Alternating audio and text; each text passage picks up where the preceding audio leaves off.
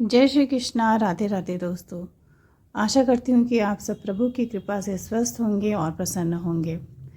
दोस्तों, जब हम अपने घर में विग्रह की स्थापना करते हैं, लड्डू गोपाल की श्री विग्रह की सेवा शुरू करते हैं, तो धीरे धीरे प्रभु हमारी सेवा से, अपने भक्त की सेवा से, उनके मन में अपने भक्त के लिए इतनी ज़्यादा करुणा उत्पन्न होती है कि वह स्वयं सेवा के बिना नहीं रह पाते। जब भक्त के का हृदय निर्मल होता है, उसका मन सच्चा होता है, तो भगवान को उसके सामने भक्ति में आने वाली सारी बाधाएं प्रभु को स्वयं दिखाई देती हैं। भले ही भक्त से भक्ति में कुछ गलतियां हो जाए, सेवा में कुछ त्रुटियां हो जाए, लेकिन प्रभु हमेशा अपने भक्त को क्षमा करते हैं। दोस्तों, आज एक ऐसे भक्त की जीवन की सच्ची घटना आपको सुनाने जा रही हूँ, जो हर रोज़ अपनी सेवा से लड्डू गोपाल को बहुत दुख देती थी, बहुत कष्ट देती थी। उस छोटे से विग्रह में, जिसमें कहा जाता है कि भगवान स्वयं विराजित होते हैं, उस विग्रह को वो इतनी पीड़ा देती थी कि लड्डू गोपाल की आंखों से हर रोज़ आंसू गिरते थे। लेकिन फिर भी वो अपने घर में बाल गोपाल की प्रतिमा को स्थापित की थी।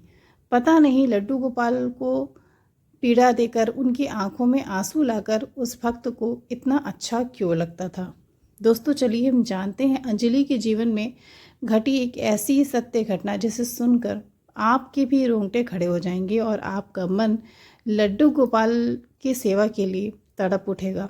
ज़रूर आप एक बार सोचेंगे कि कोई भी व्यक्ति प्रभु के साथ ऐसा कैसे कर सकता है, और हमारे प्यारे लड्डू गोपाल के साथ, जो अपने भक्तों से बहुत ही अधिक प्रेम करते हैं। दोस्तों, अंजलि जी लखनऊ में रहा करती हैं अपने परिवार के साथ। वे बताती हैं कि जब वो विवाह करके अपने ससुराल आई, तो वहाँ पर भक्ति का कोई भी माहौल नहीं था, क्योंकि काफ़ी संपन्न परिवार में उनका विवाह हुआ था, जहाँ पर किसी चीज़ की कमी ही नहीं थी। ना तो दुख था, ना तो दरिद्रता थी, गरीबी थी। ऐसा कुछ नहीं था कि लोग वहाँ पर बहुत ज़्यादा पूजा पाठ करें। लेकिन अंजलि के विवाह के करीब 2 वर्ष के बाद जब उसे संतान नहीं हुई, तो उसने हर वो उपाय किया जो उसे ज्योतिषी वगैरह बताते थे कि ऐसा करने से आपको संतान ज़रूर होगी। लेकिन अंजलि को सिर्फ निराशा ही हाथ लगी। उसके विवाह को ऐसे करते करते करीब 5 वर्ष हो गए, वो माँ नहीं बन पाई। अब मन बहुत ज़्यादा दुखी रहने लगा कि मेरे पास सब कुछ है, धन है, दौलत है, शोहरत है, लेकिन फिर भी सिर्फ एक ऐसी कमी है जिसे धन दौलत से दूर नहीं की जा सकती, और वो है माँ का सुख मिलना, माँ बनना, अपनी संतान को जन्म देना। ये एक ऐसा सौभाग्य है जो अगर हमारे भाग्य में है तभी हमें मिल सकता है, या अगर प्रभु की कृपा है तो ही हमें मिल सकता है। अगर किसी के भाग्य में ये सुख नहीं है, तो उसके पास भले ही संसार की सारी शोहरत हो, सारी संपन्नता हो, ऐश्वर्य हो, लेकिन वो उस सुख को प्राप्त नहीं कर सकता।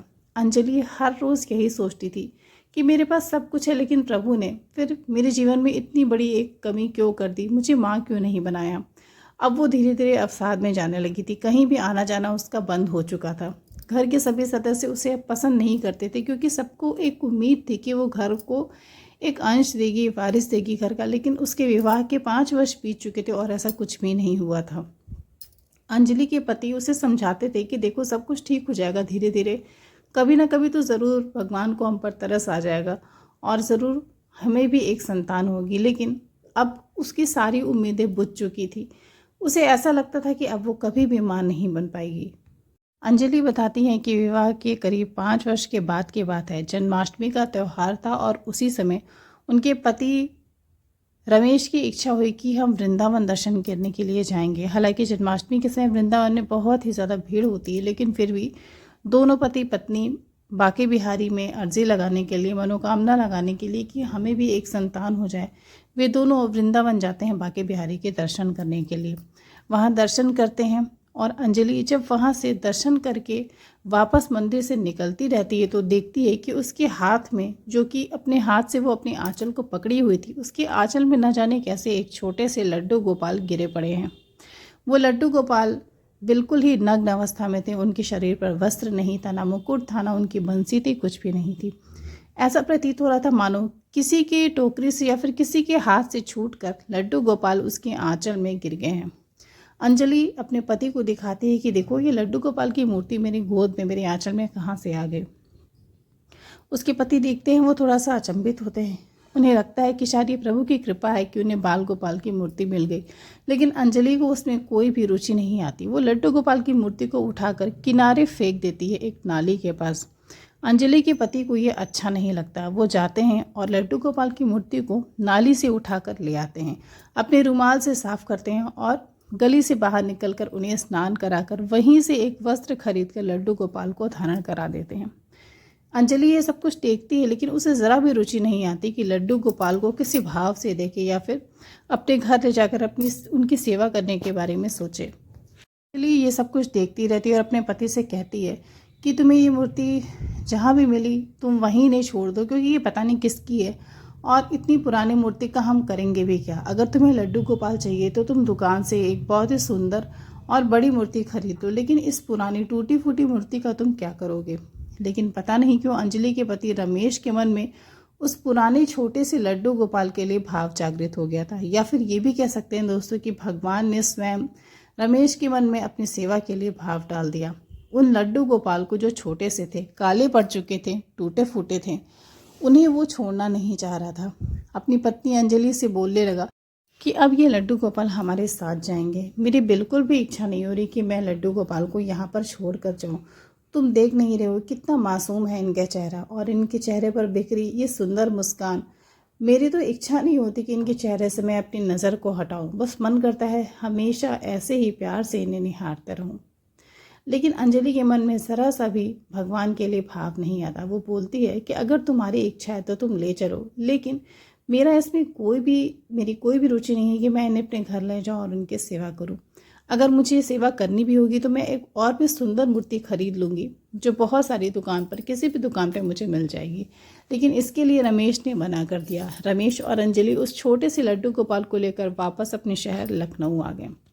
रमेश कहीं ना कहीं लड्डू गोपाल से उसी क्षण जुड़ चुका था जब वो बांके बिहारी मंदिर में था। घर आते ही वो लड्डू गोपाल की सेवा करने लगा। अंजलि को सेवा में कोई भी रुचि नहीं थी। वो अपने पति को बहुत समझाता है कि देखो, लड्डू गोपाल की सेवा करने से संतान की प्राप्ति होती है। ऐसा मैंने बहुत सारे ग्रंथों में, किताबों में पढ़ा है और सत्संग में भी सुना है। तुम इनकी सेवा मन से करो, भाव से करो, क्या पता यही हमारी गोद भर दे। अंजलि को अपने पति की ये सारी बातें बकवास लग रही थी। उसे बिल्कुल नहीं लग रहा था कि इतनी छोटी सी पुरानी मूर्ति भी कृपा कर सकती है। लेकिन दोस्तों, भगवान तो संसार के हर कण कण में है। किसी भी एक कण में ऐसा नहीं है कि भगवान ना हो। कब वो हम पर कृपा कर दें ये कोई नहीं जानता। अंजलि दबे मन से ही अपने पति की बात मानकर उस टूटी फूटी मूर्ति की सेवा करने लगती है। और दोस्तों, सेवा करते करते 2-4 महीने के बाद अंजलि को पता चलता है कि वो माँ बनने वाली है। लेकिन वो कभी भी इस बात का श्रेय लड्डू गोपाल की सेवा को नहीं देती। वो कभी इस बात को मानते ही नहीं कि लड्डू गोपाल की कृपा से उसके जीवन में खुशी आने वाली है। लेकिन उसके पति को सब कुछ पता था कि जो सुख उसे कभी नहीं मिलता, जो सुख उसके भाग्य में था ही नहीं, वो सिर्फ लड्डू गोपाल की ही वजह से उसे मिल रहा है। वो लड्डू गोपाल जो बांके बिहारी ने उन्हें दिया, उनकी कृपा से ही सब कुछ हो रहा है। अंजलि और रमेश का एक बेटा होता है और वे दोनों माता पिता बन जाते हैं। एक ऐसी खुशी जिसकी उन्होंने कभी कल्पना भी नहीं की थी, कभी सोचा भी नहीं था कि वे माता पिता बन पाएंगे। वो खुशी उन्हें लड्डू गोपाल के घर आने के बाद मिल गई। लेकिन दोस्तों, अंजलि जब हॉस्पिटल से अपने बच्चे को घर वापस लेकर आई, उसने सबसे पहले लड्डू गोपाल की मूर्ति को घर से उठाकर बाहर कर दिया। उसका पति रमेश देखता है और पूछता है कि तुमने लड्डू गोपाल को बाहर क्यों कर दिया। अंजलि उससे बोलने लगती है कि देखो, हम जिस काम से लड्डू गोपाल को घर में ले आए थे वो काम तो हमारा हो चुका, फिर अब लड्डू गोपाल की क्या ज़रूरत। हमें एक संतान चाहिए थी, एक बेटा चाहिए था, वो हमें मिल चुका है और उसी के लिए हम लड्डू गोपाल को घर लेकर आए थे। लड्डू गोपाल की अब हमें कोई भी आवश्यकता नहीं है। रमेश को ये बात बहुत बुरी लगती है। वो सोच में पड़ जाता है कि कोई इतना अधिक स्वार्थी कैसे हो सकता है, इतना निष्ठुर, इतना भावहीन कैसे हो सकता है। वो अपनी पत्नी को बहुत डांटता और समझाता है कि ये कोई खिलौना नहीं है कि तुम जब चाहो इन्हें घर में लाओ और जब चाहो घर से बाहर निकाल दो। ये भगवान की मूर्ति है। अगर भगवान हमारे साथ नहीं होते तो शायद आज हमारे जीवन में जो खुशी आई है बहुत मुश्किल से वो नहीं आती, क्योंकि हमारे भाग्य में वो था ही नहीं। लेकिन अंजलि इस बात को समझती ही नहीं थी। वो बिल्कुल ही नास्तिक थी। वो लड्डू गोपाल को अंदर लाने के लिए बिल्कुल ही तैयार नहीं होती। ज़िद पे अड़ जाती है कि लड्डू गोपाल अब घर में नहीं आएंगे, क्योंकि अब मेरी बस की सेवा करना नहीं है, मुझे अपने बच्चे की देखभाल करनी है। लड्डू गोपाल के सिवा अब मेरे बस की बात नहीं है। अपने पत्नी के ज़िद के आगे रमेश की एक भी नहीं चलती। वो लड्डू गोपाल को अंदर नहीं ला पाता। और दोस्तों, कई दिनों तक लड्डू गोपाल घर के बाहर ही कूड़ेदान के पास पड़े रहते हैं, जैसे घर का कोई कूड़ा फेंका हो, जिसकी घर में कोई भी आवश्यकता ना हो। रमेश जब भी उन्हें अंदर लाता, अंजलि वापस उठाकर उन्हें बाहर रख देती। वो ऐसा व्यवहार करती जैसे वो कोई गिरा पड़ा सामान हो, जिसकी घर में कोई भी आवश्यकता नहीं हो। दोस्तों, एक दिन अंजलि के बच्चे की बहुत ही ज़्यादा तबीयत खराब हो जाती है। ऐसा प्रतीत होता है मानो उसे हॉस्पिटल में एडमिट करना पड़ेगा। अंजलि रात भर अपने बच्चे को लेकर बैठी रहती है और तभी उसकी आंख लग जाती है। आंख लगने पर अंजलि को एक बड़े ही अजीब सा सपना आता है। वो सपने में देखती है कि उसका बच्चा घर की बाहर चौखट पर दरवाज़ा पकड़कर बैठा है और बहुत ही ज़्यादा रो रहा है। रो रो कर माँ माँ पुकार रहा है। सपने में यह दृश्य देखकर अंजलि की नींद खुल जाती है। वो पसीने से भीग जाती है और उसकी आंखों से आंसू बहने लगते हैं। तब उसके मन में ये भाव आता है कि शायद मैंने बाल गोपाल को बाहर छोड़ा है, इसलिए ही मुझे ये सपना आ रहा है। अंजलि दौड़ कर जाती है, दरवाज़ा खोलती है और देखती है लड्डू गोपाल की मूर्ति से आंसू बह रहे हैं। उनकी आंखें डबडबाई हुई हैं और भीगी हुई हैं। पता है क्यों? अंजलि के लिए नहीं, लड्डू गोपाल अपने भक्त रमेश के बिना नहीं रह पा रहे थे। अंजलि को समझ में आ जाता है कि लड्डू गोपाल, जिसकी रमेश इतनी सेवा करता था, वो अपने भक्त से दूर नहीं रहना चाह रहे। वो लड्डू गोपाल को अंदर उठाकर लाती है और वापस उसी जगह पर विराजमान कर देती है जहाँ पर वो पहले स्थापित थे। अंजलि को अपनी गलती का एहसास होने लगता है। उसे समझ में आ जाता है कि वो जो भी कर रही थी गलत कर रही थी, क्योंकि उसके सामने उसका बीमार बच्चा होता है। उसे बार बार ये महसूस होने लगता है कि अगर बच्चे को कुछ हो गया तो वो क्या करेगी। उसे वही सारे दिन याद आने लगते हैं जब वो निसंतान थी और उसकी गोद सूनी थी। वो लड्डू गोपाल के सामने बहुत रोती है, उनसे क्षमा मांगती है और बोलती है कि प्रभु, मुझ पर अपनी कृपा ऐसी हमेशा बना के रखना, कभी भी मेरी गोद सूनी ना होने देना। उस दिन से अंजलि लड्डू गोपाल को अपना पुत्र मानकर सेवा करने लगती है। और दोस्तों, उसके अंदर बहुत ही ज़्यादा परिवर्तन आने लगता है। लड्डू गोपाल अब एक पुत्र की तरह अंजलि और रमेश के घर में रहने लगते हैं। अंजलि और रमेश के जीवन में घटी ये सत्य घटना जो दिल को छू जाने वाली थी, आप ज़रूर अपने मित्रों के साथ इसे शेयर करिएगा। कल फिर मिलती हूँ एक नई सत्य घटना के साथ। जय श्री राधे।